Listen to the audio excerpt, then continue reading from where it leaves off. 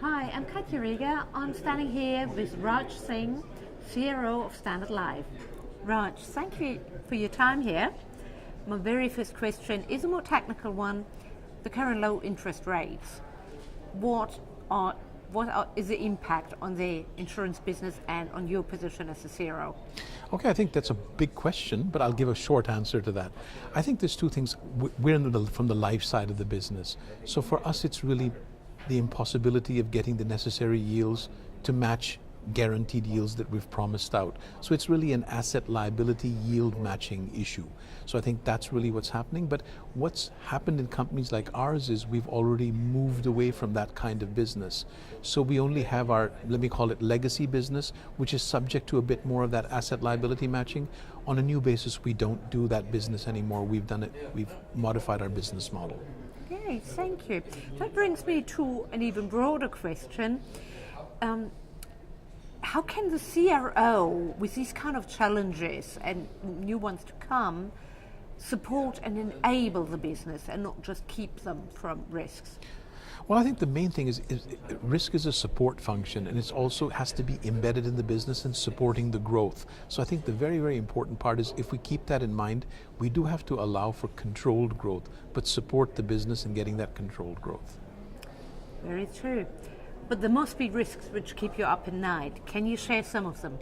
Oh, definitely. There are risks that keep us awake at night. I mean, the one which is a very big obvious one is cyber risk, because at the end of the day, people are tinkering away day and night trying to figure out ways to break into our systems. And even with the best people around and the best systems around, it's really not possible to defend yourself if you have people like national actors. So cyber risk would be one very big one. But nowadays, it's also just more complexity in our processes and the outsourcing of our processes. So more and more things we are giving out to other people. So it's managing of third-party outsources becomes a big topic as well. But are there any opportunities as well which you see coming from innovation or other factors that you see as a promise for the future? Oh, I think innovations are really around the product development side and what can we do, what does the customer really want, what does the customer really need, and what is the customer also willing to pay for.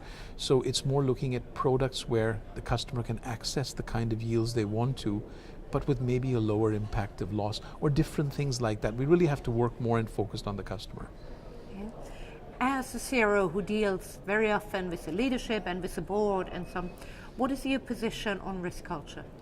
Risk culture is extremely important. It's the basic things. It's toned from the top, but it's really getting it embedded so people feel it. Because when you ask people about risk culture and you do surveys, the standard kind, you get very standard answers. So I think it's really doing some more deep analytical studies into risk cultures where you get real questions and answers. So you have to have a very comprehensive approach, and I think most companies are still on the starting phase with that one. And as a role model, as a leader in your company, what is the one behavior you expect from the employees and the one behavior which you absolutely walk the talk every day? Well, I think it's integrity and customer focus are the two things, because if you have integrity and integrity towards the customer, it builds a good business.